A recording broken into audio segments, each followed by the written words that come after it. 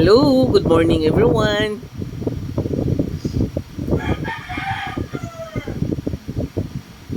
I would like to read to you another healing foods.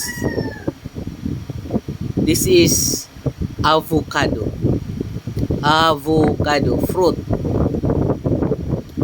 Contrary to popular belief, avocados can be helpful during a weight loss program.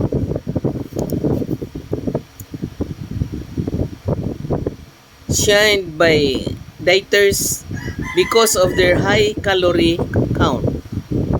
Avocados may actually aid weight loss by satisfying hunger, improving metabolism, balancing blood sugar level.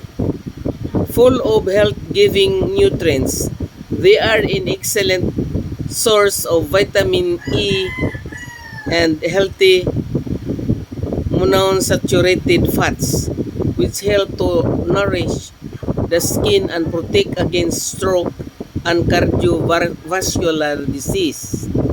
Another type of fat in this delicious creamy food is lecithin, which plays a role in improving brain function. And it's contain many vitamins and minerals such as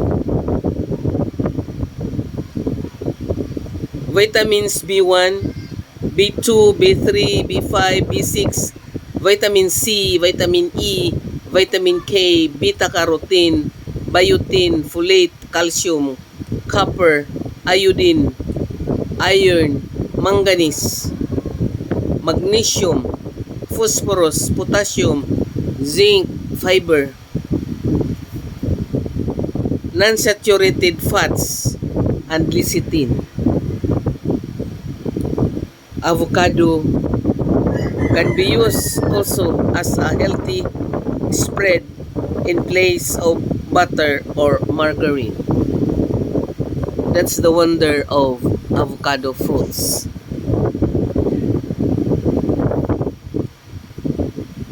Ladies, gentlemen, and friends, I hope I shared with you a little knowledge about avocado fruit, and it's a healing foods to our body.